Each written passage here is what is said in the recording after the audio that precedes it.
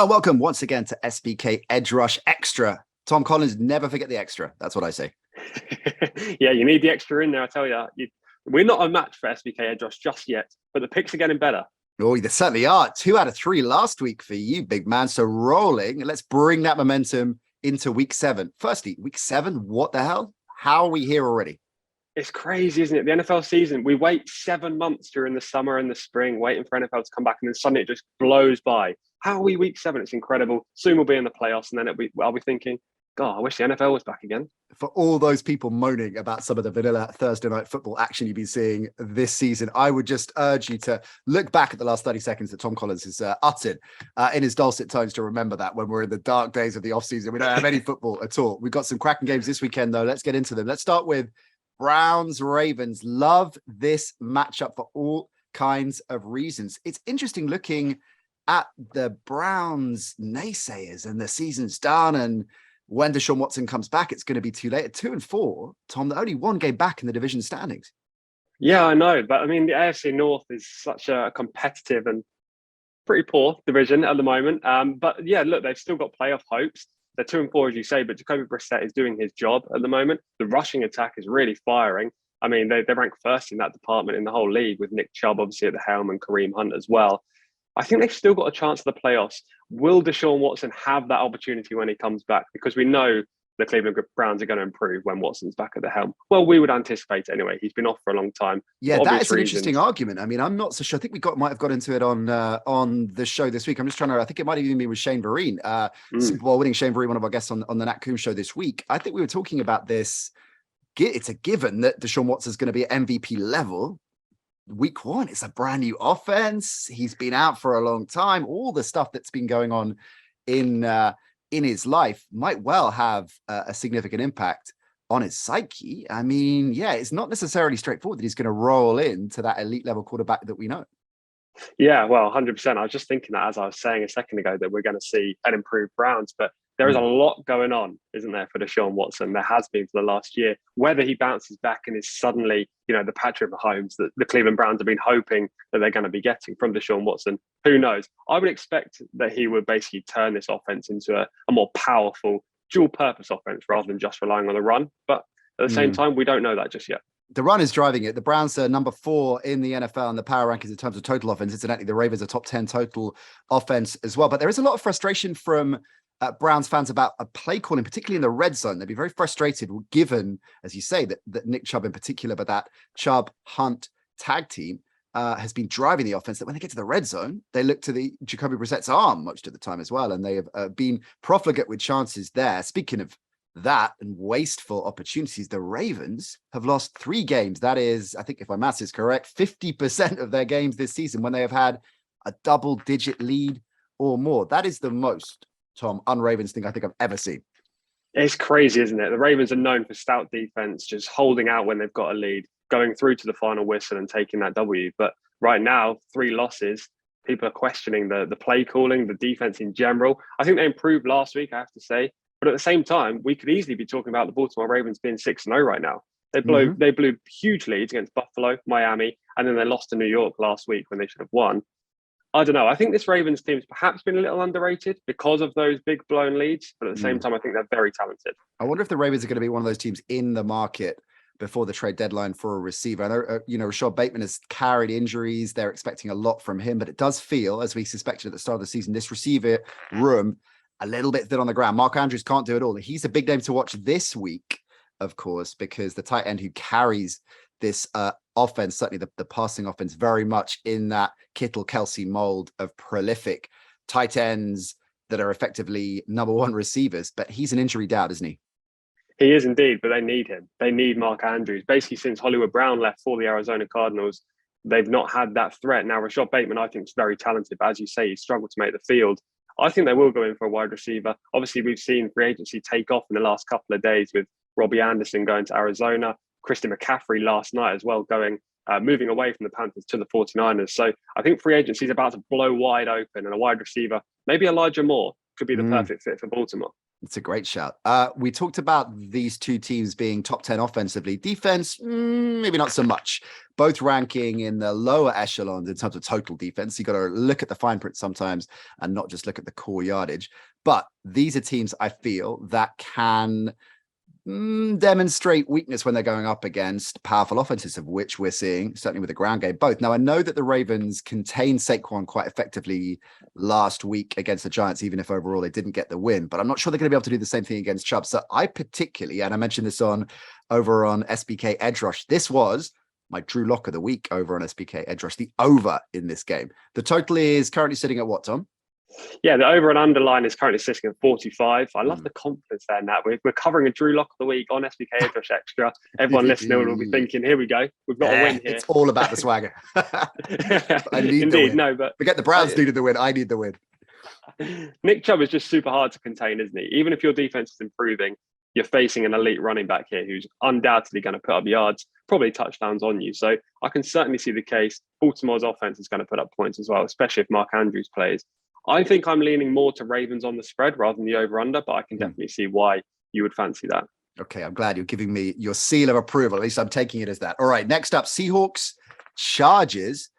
Keenan Allen back, and the Chargers nation will be delighted about that because, well, quite clearly, despite the fact that they've got one of the more talented quarterbacks in the game, their passing attack has been underwhelming this season. And particularly if you look at some of the numbers, this really jumped out at me.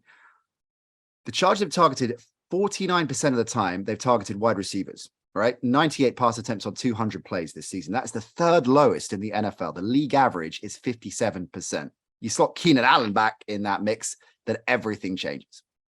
Yeah, Keenan Allen is a safety blanket. He's the Devontae Adams for the Packers. He's the Tyreek Hill for the Chiefs and now the Dolphins. He's the guy that Justin Herbert always looks to. Super consistent, always open. And the fact that he hasn't been playing, coupled with Herbert's injury, where he's obviously not been very healthy in recent weeks, has just limited this offense. Now, Austin Eckler had a couple of weeks where he just wasn't producing. Now in the last 3 games he is with 4 touchdowns. So that rushing attack is improving. If you get Keenan Allen back in the mix, who knows how good this Chargers can be.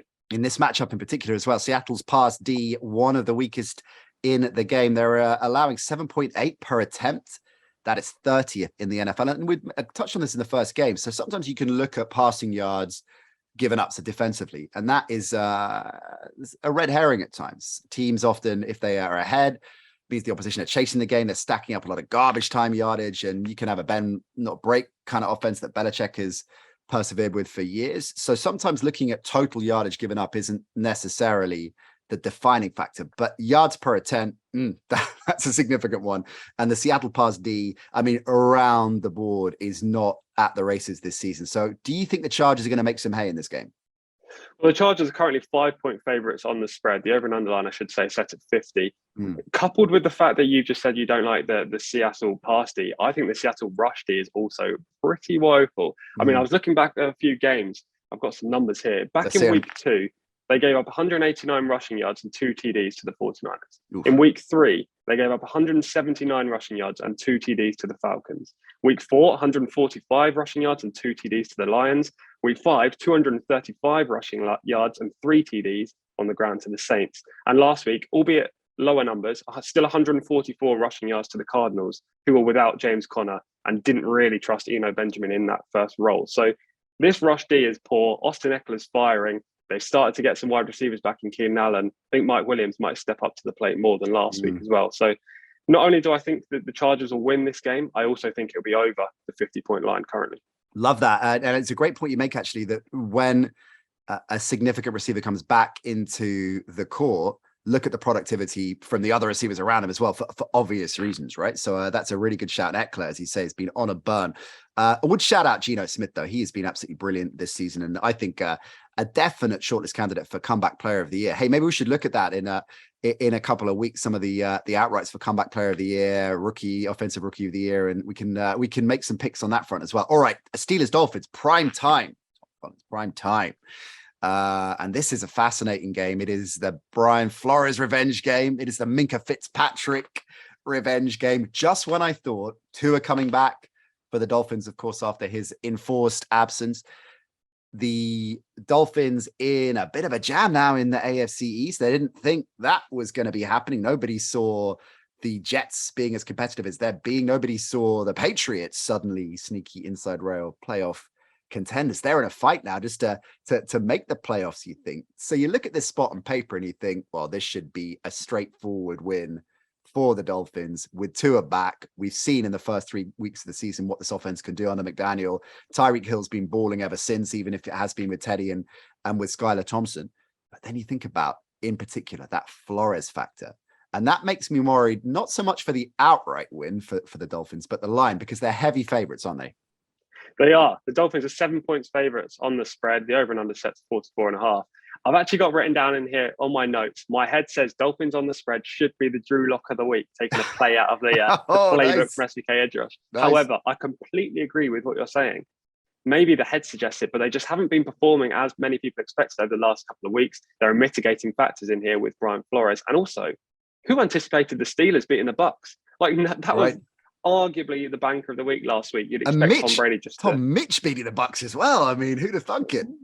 What is going on? I mean, this guy couldn't win a game to save his life. He'd been dropped for Kenny Pickett. Pickett was out with concussion, and suddenly he goes and beats Tom Brady. I mean, it's crazy.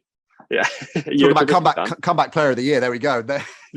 Gino 1 and Mitch 2 in my power rankings right now.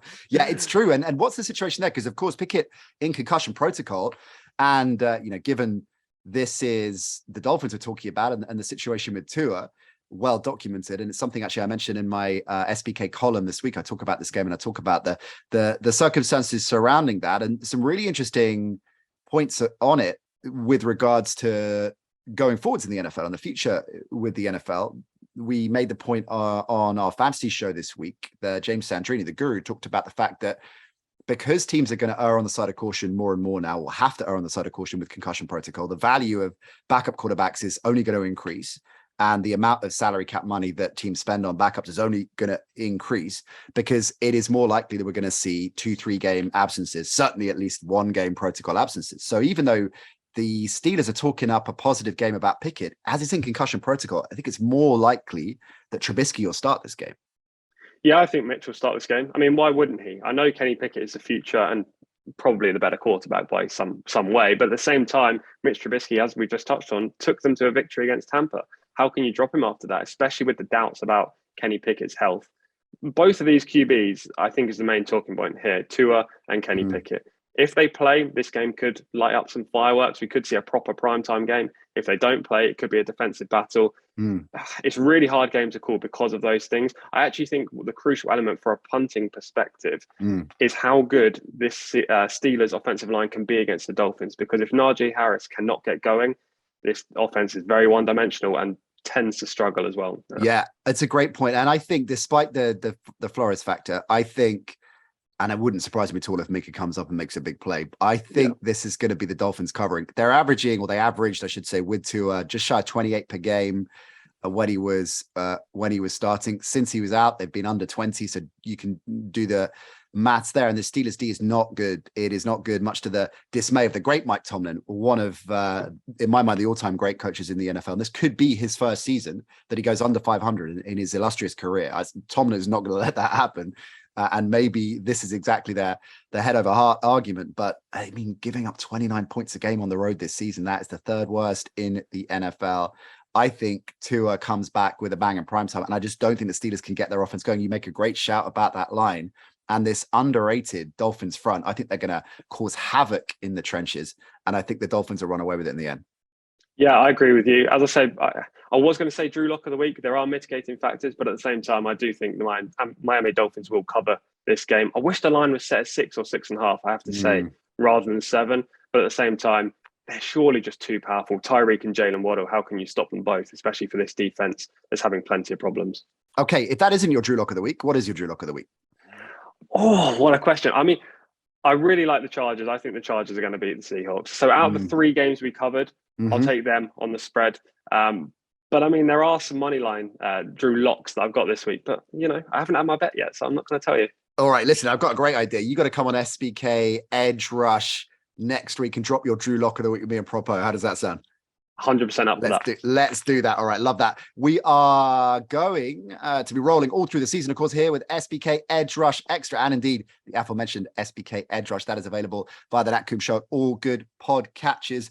Incidentally, all new SBK customers bet £10 and get £30 in free bets. 18 plus, begambleaware.org, of course. Enjoy Sunday, Tom. 2 out of 3 again is what I expect at the very least. Yeah, we're looking at 66%. We're going for 100% now. Look forward to it. Love that optimism. See you next week. See ya.